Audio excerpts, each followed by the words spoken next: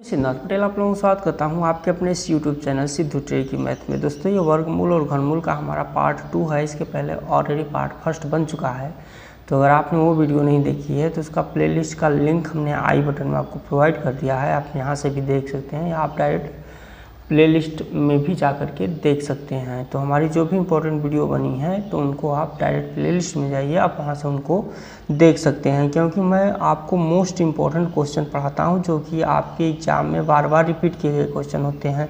जैसे अगर वर्गमूल एवं घनमूल की बात किया जाए तो ये भी आपके एग्ज़ाम में बार बार रिपीट किया गया क्वेश्चन है। क्योंकि आप देख सकते हैं कि ये जो फर्स्ट क्वेश्चन है वो एसएससी सीजीएल में पूछा गया था 2008 और 2004 में, सीपीओ में पूछा गया था 2005 में। इसी तरीके से अगर आप अन्य क्वेश्चन भी देखेंगे तो वो कहीं ना कहीं एसएससी में आपके पूछा गया क्वेश्चन है। तो हमने मोस्ट सेलेक्टेड क्वेश्चन को इसमें शामिल किया है साथियों। तो चलिए बिना टाइम को गवाए हुए अपने करते हैं वीडियो को स्टार्ट। तो हमारा फर्स्ट क्वेश्चन है साथियों कि वह संख्या जिसका वर्ग 75.15 और 60.12 के वर्गों के अंतर के बराबर है होगी, तो वह संख्या क्या होगी। ठीक है, तो बोल रहा है आपसे कि 75, 1, 15 और 60.12 के वर्गों के अंतर के बराबर है। तो आप पहले क्या करेंगे, 75.15 का वर्ग निकाल देंगे। जब हम 75.15 का वर्ग निकालेंगे तो आप अपने हिसाब से वर्ग निकाल लीजिएगा। हमने आपको वर्ग निकालना बता दिया है फर्स्ट वीडियो में। ठीक है, तो जब हम 75.15 का वर्ग निकालेंगे तो जब हम वर्ग निकालेंगे तो दशमलव के बाद जितनी संख्या होती हैं उनका हमेशा दुगना हो जाता है। तो यहाँ पे दशमलव के बाद 2 संख्याएं हैं, तो जब इनका वर्ग निकलेगा तो ये 4 संख्या हो जाएंगी। ठीक है, तो अगर हम इसका वर्ग निकालेंगे तो कितना आएगा, 5, 6, 4, 7.5, 2, 2, 5। ठीक है, अब हमारे पास बचा 60.12 का वर्ग निकालने का। तो अगर हम उसका भी वर्ग निकालेंगे तो वर्ग के बाद वो दशमलव के बाद 4 संख्याएं हो जाएंगी। ठीक है, तो इनका जब हम वर्ग निकालेंगे तो 3, 6, 1, 4.4, 1, 4, 4।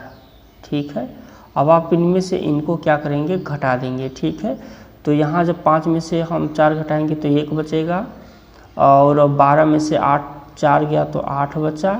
ठीक है, फिर 1 में से 1 गया तो 0 बचा, फिर 5 में से 4 गया तो 1 बचा दशमलव, फिर 7 में से 4 गया तो 3 बचा, और फिर 4 में से 1 गया तो 3 बचा, और फिर 6 में से गया तो 0, और फिर 5 में से 3 गया तो 2 बचा। ठीक है, तो पूछ रहा है कि वर्गों के अंतर के बराबर है। ठीक है, आपसे क्या पूछा जा रहा है कि जिसका वर्ग, तो अब हम क्या करेंगे, इसको हम करड़ी में ले लेंगे, इसका वर्ग निकाल लेंगे। तो जब हम करड़ी में लेंगे तो ये दशमलव के बाद 4 अंक है, तो ये कितने अंक पे आ जाएगा, 2 अंक पे आ जाएगा।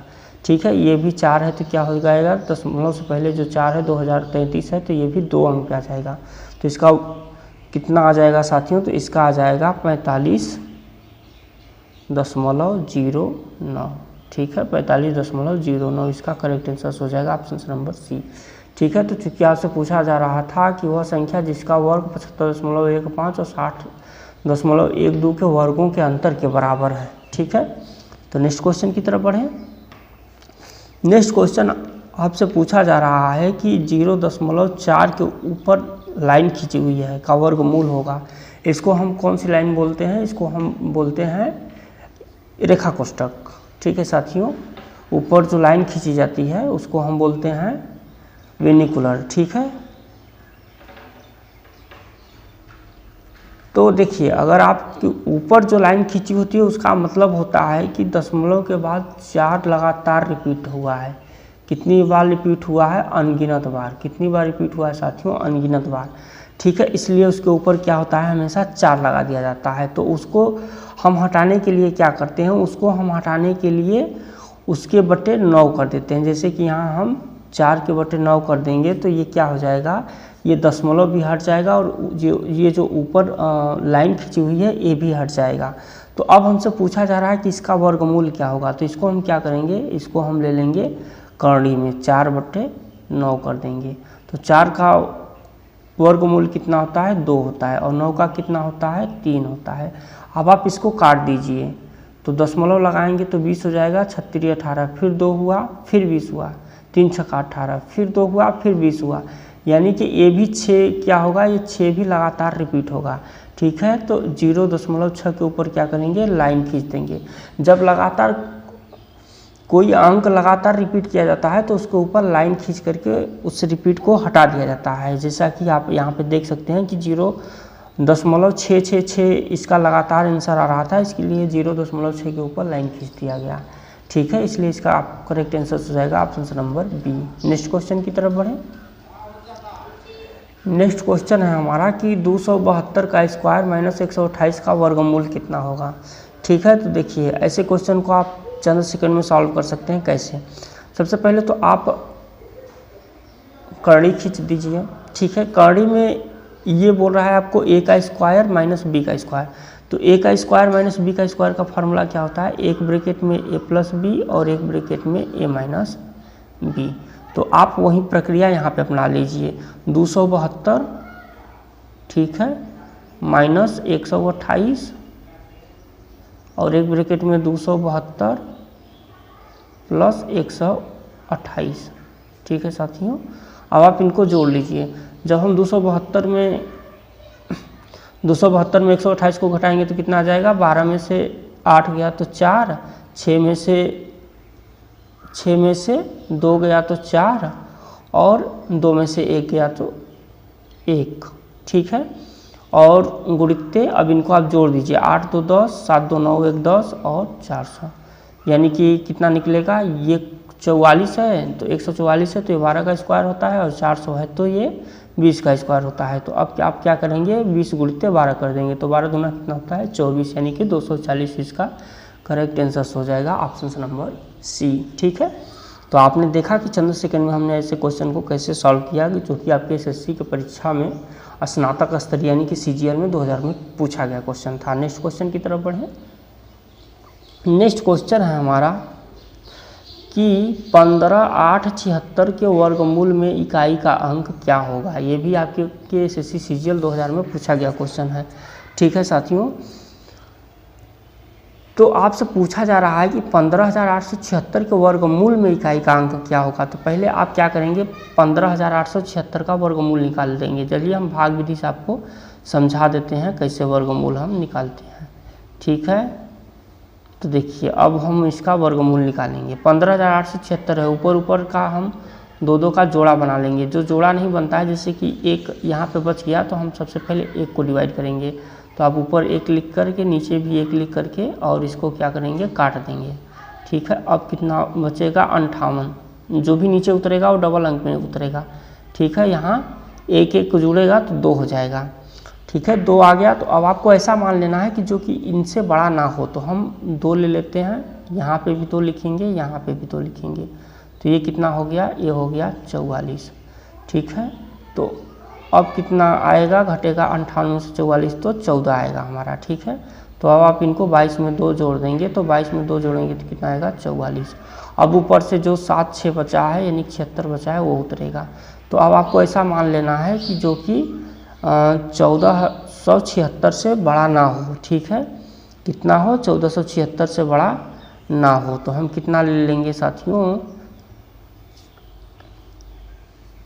सॉरी साथियों, यहाँ पे हमसे थोड़ी गलती हो गई है, क्योंकि यहाँ पे जब हम 22 में 2 जोड़ेंगे तो ये कितना आएगा, 24 आएगा। ठीक है, तो आपको ऐसा मान लेना है कि जो कि इनसे बड़ा ना जाए। तो हम चलिए 6 बार में लेकर के देख लेते हैं। 6 के 36, हाथ में लगा 3, 6 24, 3 27 और 6 दूना के 12, 2 14। ठीक है, यानी कि ये कट गया। तो इसका करेक्ट आंसर कितना आया, 126 आ गया। तो अब आपसे पूछा जा रहा है कि इकाई का अंक क्या होगा। तो इसमें इकाई का अंक कितना होगा, 6 होगा। ठीक है, और दहाई का अंक 2 होगा और सैकड़े का अंक 1 होगा। तो आपसे पूछा जा रहा है इकाई का अंक क्या होगा। तो इकाई का अंक कितना होगा, 6 होगा। ऑप्शन नंबर 20 का करेक्ट आंसर हो जाएगा। ठीक है, नेक्स्ट क्वेश्चन की तरफ बढ़ें। नेक्स्ट क्वेश्चन है हमारा कि 2 संख्याओं के वर्गों का योग 386 है। यदि एक संख्या 5 है तो दूसरी संख्या क्या होगी। ठीक है, तो आपसे पूछा जा रहा है कि 2 संख्याओं के वर्गों का योग 386 है। ठीक है, 2 अंकों की संख्याओं का योग क्या है, 386 है। यदि उनमें से एक संख्या 5 है तो यदि उनमें से एक संख्या 5 है तो आपसे पूछा क्या जा रहा है कि दूसरी संख्या क्या होगी। तो ऐसे क्वेश्चन को हम सॉल्व करने के लिए एक मेथड अपना लेते हैं। मान लीजिए दूसरी संख्या हमारी कितनी है, x है, ठीक है। तो अब हम क्या करेंगे कि एक संख्या हमारी है 5 और यहाँ पे आपको पूछा क्या जा रहा है, दो संख्याओं के वर्गों का योग है इतना, ठीक है। फिर x का स्क्वायर करके आप बराबर क्या करेंगे, 386 कर देंगे। तो x बराबर कितना हो गया, 5 × 25 हो गया। तो 25 का जब हम इधर पर छायांतरण करेंगे तो ये घट जाएगा 386 में। 386 में आप 25 को घटा दीजिए तो 1 6 में 8 में से 2 गया तो 6, 361, ठीक है। कितना आया साथियों, 361 हो। 361 अब यहाँ पे x का स्क्वायर है तो जब हम x करेंगे तो ये क्या हो जाएगा, ये 361 करड़ी में आ जाएगा। तो 361 किसका वर्ग होता है साथियों, 19 का वर्ग होता है 361। और आपसे यही पूछा गया था कि यदि एक संख्या 5 है तो दूसरी संख्या क्या होगी। तो दूसरी संख्या क्या होगी साथियों, ऑप्शन नंबर बी 19 होगी दूसरी संख्या, ठीक है। अगर आपको किसी क्वेश्चन में डाउट रहता है तो आप कमेंट बॉक्स में कमेंट कर दीजिएगा, मैं उसका रिप्लाई आपको ज़रूर दे दूंगा। नेक्स्ट क्वेश्चन की तरफ बढ़ें। नेक्स्ट क्वेश्चन है हमारा कि दो संख्याओं का योग 3 है और उनके वर्गों का योग 12 है तो उनका गुणनफल क्या होगा। क्या पूछा जा रहा है साथियों कि दो संख्याओं का योग 3 है, ठीक है। दो संख्याओं का योग 3 है और उनका वर्गों का योग 12 है, ठीक है। तो उनका गुणनफल कितना होगा, ठीक है।